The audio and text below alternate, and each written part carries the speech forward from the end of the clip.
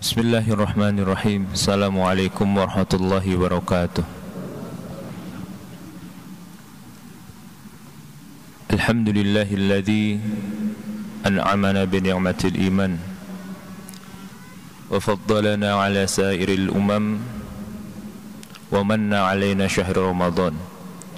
Salatu wassalamu ala sayyidina Muhammad wa ala alihi wa ashabihi wa man sanna bi sunnatihi ila yaumil qiyamah. Saudara-saudara jamaah salat zuhur yang rahmati Allah Subhanahu wa taala.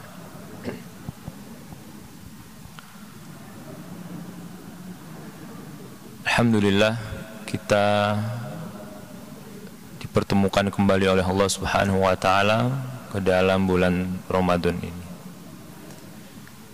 Dan di antara bentuk kenikmatan yang Allah berikan kepada kita saat ini adalah nikmat waktu dan hidup yang Allah berikan kepada kita. Ada beberapa nikmat yang nikmat tersebut bukan nikmat utama, tapi nikmat tambahan yang Allah berikan kepada kita, seperti kedudukan, rezeki dan lain sebagainya. Nikmat utama itu yang pertama adalah nikmat keimanan kita kepada Allah Subhanahu wa taala. Yang kedua, nikmat kesehatan badan kita dan lahir kita. Dan yang ketiga adalah nikmat waktu yang Allah berikan kepada kita pada saat ini. Dan sampai saat ini, kalau kita ingin bertanya kepada orang dan kita mempunyai materi yang banyak, tidak ada orang yang mau memberikan waktu hidupnya meskipun dia dibayar, dan tidak ada orang yang mau memberikan kesehatannya meskipun itu dibayar. Tetapi ada sebagian orang yang ketika ditanya tentang keimanannya dan digoda dengan keimanannya, ada yang goyah. Padahal keimanan adalah nikmat yang paling utama yang Allah berikan kepada kita. Sampai-sampai Allah Subhanahu wa taala itu bersumpah dengan waktu itu sendiri. Jadi kalau kita buka Al-Quran, kita akan dapatkan bentuk sumpah yang Allah sumpahkan bukan hanya kepada dirinya saja, tetapi kepada ciptaannya. Maka kita akan dapatkan beberapa sumpahnya Allah Subhanahu wa taala itu yang berkaitan dengan waktu. Yang pertama, Allah sampaikan dalam surat Ad-Duha, wad-duha, demi waktu duha. Lalu Allah sampaikan dalam surat Al-Lail, wal-laili idza yaksha, itu demi waktu malam. Dan Allah sampaikan dengan sumpahnya wasyamsi waduhaha, itu demi waktu siang hari. Dan Allah bersumpah juga dengan semua waktunya dengan firman-Nya wal asri, demi masa dan demi waktu. Biasanya orang Arab itu ketika ingin mengungkapkan sesuatu dan ingin memberikan penekanan terhadap sesuatu, maka dia menggunakan sumpah dalam perkataannya. Karena Al-Quran diturunkan dengan bahasa Arab, maka ingin menggambarkan sesuatu yang disumpah oleh Allah Subhanahu wa taala itu sebenarnya mempunyai keagungan dan keistimewaan. Maka ketika Allah Subhanahu wa taala bersumpah dengan kata wal asri, demi masa demi waktu, itu sebenarnya menggambarkan tentang hakikat keagungan waktu itu sendiri.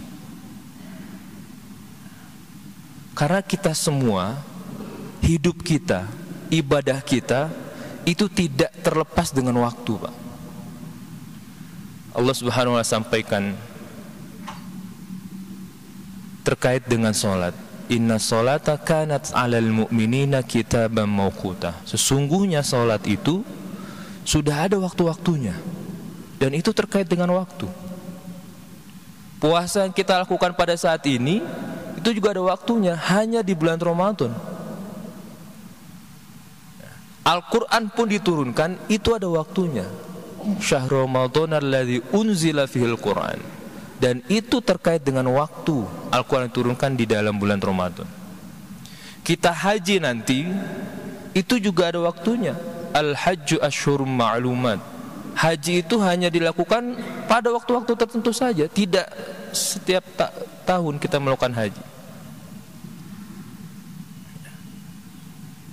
Semua ibadah yang terkait dengan keimanan kita kepada Allah Subhanahu wa ta'ala itu ada hubungannya dengan waktu. Maka ada pepatah yang mengatakan al-waqtu huwal haya. Waktu itu adalah kehidupan. Nah, kalau orang barat itu mengatakan time is money, waktu itu adalah duit, ya. Tapi kita itu memahami waktu itu adalah kehidupan. Karena kalau waktu itu sudah berlangsung, sudah lewat, kita tidak akan bisa mengembalikannya.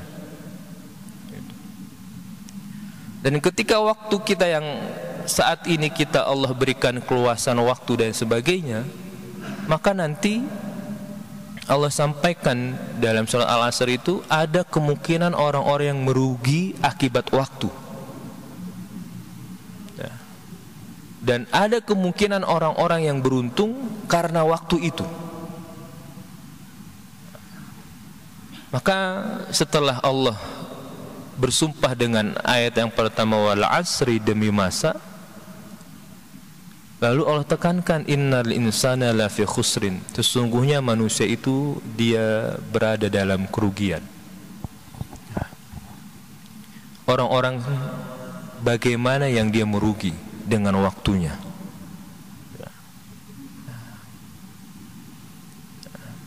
Maka jawabannya itu ada di ayat setelahnya.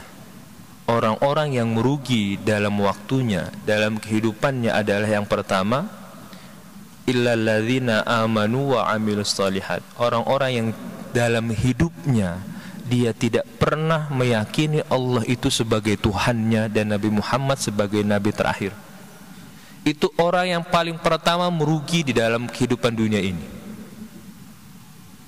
Meskipun di dunia ini dia mendapatkan materi yang berlimpah luas, tetapi dalam kehidupannya dia tidak pernah berikrar dan bersaksi bahwasannya Allah adalah Tuhannya dan Nabi Muhammad adalah nabi terakhir, maka dia adalah orang yang paling pertama merugi di dalam kehidupan ini. Dan itu pengecualian dari Allah Subhanahu wa ta'ala. Sebaliknya, orang yang beriman dia akan menjadi orang-orang yang beruntung dengan segala kondisi dan keadaan di dunia ini. Maka nanti di akhirat, kalau ada perbandingan mana yang lebih baik, mana yang lebih utama, yang paling baik, yang paling utama adalah orang yang beriman kepada Allah Subhanahu wa ta'ala. Meskipun dia hanya mengucapkan kalimat syahadat di akhir hayatnya, dia termasuk orang-orang yang beruntung di sisi Allah Subhanahu wa ta'ala. Yang kedua, ketika Al-Quran mengungkapkan innal insana lafi khusrin, maka ayat ini mengungkapkan dengan beberapa penekanan. Yang pertama, ada huruf inna. Ketika ada huruf inna, artinya itu menunjukkan tekanan yang sangat luar biasa. Dan dia sering diartikan dengan kata sesungguhnya. Nah, maka pasti manusia. Lalu ada huruf lam lagi yang memberikan penekanan yang kedua. Pasti manusia sungguh. Dan di sana ada tanwin lagi yang memberikan penekanan. Pasti manusia sungguh akan merugi hidupnya kalau dia tidak beriman kepada Allah Subhanahu wa ta'ala. Kalau dia tidak bersaksi tentang kenabian Nabi Muhammad SAW. Dan selanjutnya orang-orang yang merugi itu adalah orang-orang yang tidak bisa memanfaatkan waktunya di dalam kehidupan ini. Maka ada salah satu sabda Nabi Muhammad SAW yang ini menggambarkan tentang kualitas keimanan kita dan ketakwaan kita di sisi Allah Subhanahu wa taala. Min husni islamil mar'i tarkuhu ma la ya'nihi. Jadi di antara ciri-ciri orang itu keimanan dan keislamannya baik, dia akan meninggalkan sesuatu yang itu tidak bermanfaat untuk dunianya dan untuk akhiratnya. Ketika itu ada manfaat untuk dunia kita, untuk kehidupan kita, untuk menambahkan materi kita dan sebagainya, maka dia tidak termasuk dalam hadis ini. Tetapi ketika itu tidak ada manfaat untuk dunianya saja tidak bermanfaat, maka dia belum termasuk orang-orang yang imannya dan Islamnya itu baik. Karena untuk dunia saja dia tidak mau memikirkan, apalagi untuk keimanannya, apalagi untuk ketakwaannya. Tarkuhu ma la ya'nihi, meninggalkan yang itu tidak bermanfaat untuk dunianya, maka akan lebih utama ketika dia mencari sesuatu yang itu bermanfaat untuk dunianya dan bermanfaat untuk kehidupannya dan akhiratnya. Dan itu adalah orang-orang yang akan beruntung, dan dia tidak termasuk di antara orang-orang yang terdapat di dalam surat Al-Asr itu. Makanya digambarkan dengan firman Allah Subhanahu wa taala, illal ladzina amanu yang pertama, yang kedua wa amilus sholihat, yaitu orang-orang yang selalu berbuat kebaikan. Maka berbuat kebaikan ini itu kita sering memahaminya, kita hanya melaksanakan sholat, sedekah dan sebagainya. Padahal amal sholat yang kita lakukan itu adalah yang pernah dilakukan oleh Nabi Muhammad SAW ketika beliau ingin tidur sampai beliau bangun kembali dan beliau tidur lagi. Maka kalau kita melihat kehidupan Nabi kita Muhammad SAW, semuanya adalah penuh dengan kebaikan. Ketika beliau ingin tidur, maka beliau mengajarkan kepada kita untuk menyerahkan diri kita kepada Allah Subhanahu wa taala, dan itu adalah bentuk kebaikan dan amal soleh kita. Dan ketika beliau bangun, beliau mengajarkan kepada kita juga untuk mengucapkan nikmat alhamdulillah yang telah mengembalikan kehidupan kepada kita setelah kita mati di dalam kehidupan kita. Maka setelah itu beliau juga mengajarkan kepada kita bagaimana mengisi kehidupan ini.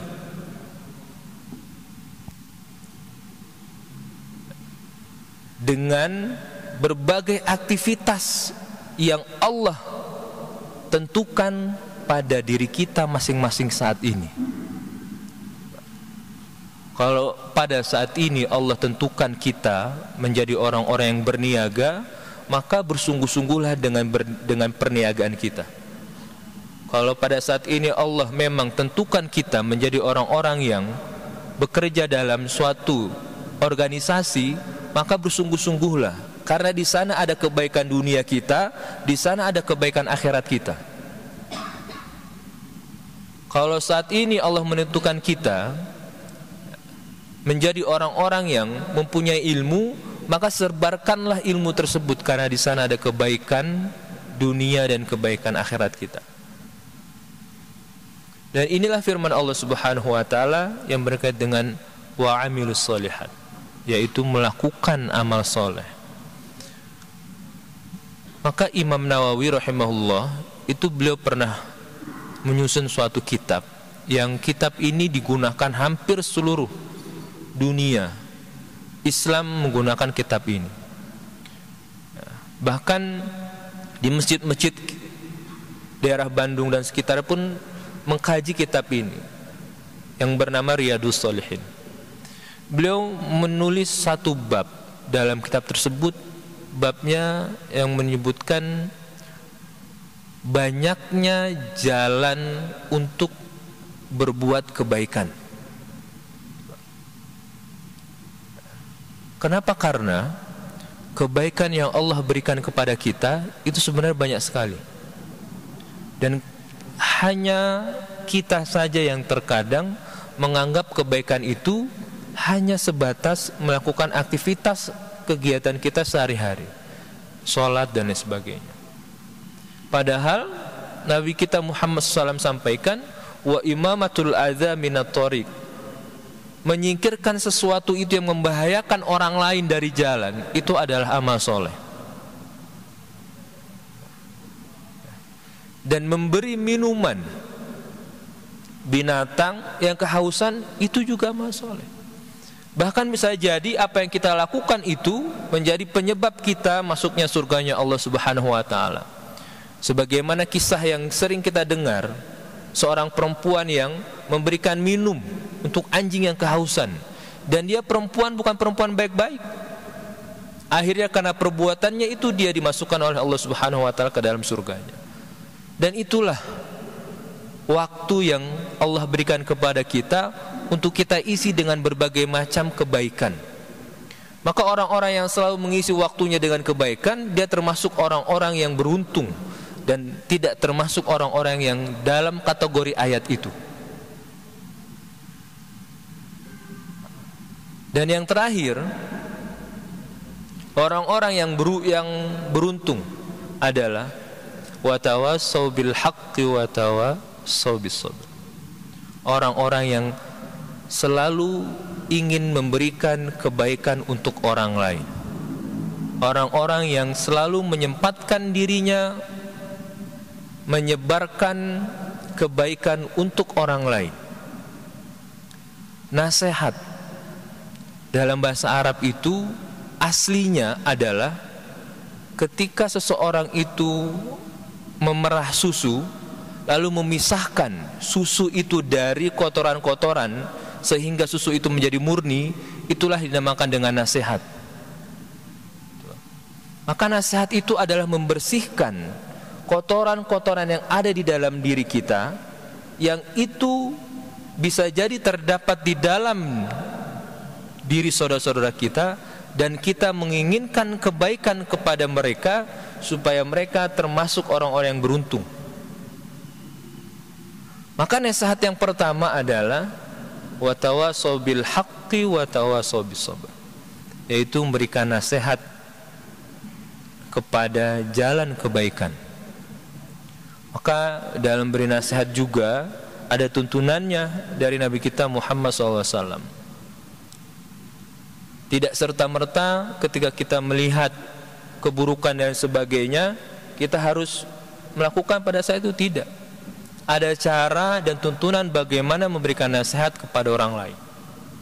Bahkan Imam Syafi'i rahimahullah, ketika ada orang yang menasihati dia, menasihati beliau di depan umum, itu beliau tidak menganggapi orang tersebut.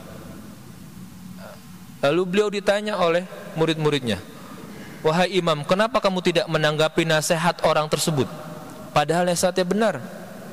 Maka Imam Syafi'i menyampaikan, kalau dia ingin menasihati aku, maka dia tidak pernah akan menasihati aku di depan orang banyak. Maka dia akan datang kepadaku dan dia akan ngobrol kepadaku empat mata, dan itu adalah sebenar-benar nasihat. Dan ini yang perlu kita perhatikan ketika kita memberi nasihat kepada saudara-saudara kita. Jangan sampai niat kita yang sudah baik tetapi caranya itu tidak baik sehingga kebenaran itu tidak sampai kepada saudara kita. Bukan kebenaran itu yang salah, tetapi cara kita yang salah dalam menyampaikan kebenaran. Dan yang terakhir, orang yang beruntung adalah mereka orang-orang yang selalu bisa memberikan dukungan kepada saudara-saudaranya ketika mereka mendapatkan musibah dan sebagainya. Dan inilah firman Allah Subhanahu wa taala, wa tawassaw bis sabri. Orang-orang yang selalu memberikan wasiat untuk bersabar kepada Allah Subhanahu wa taala.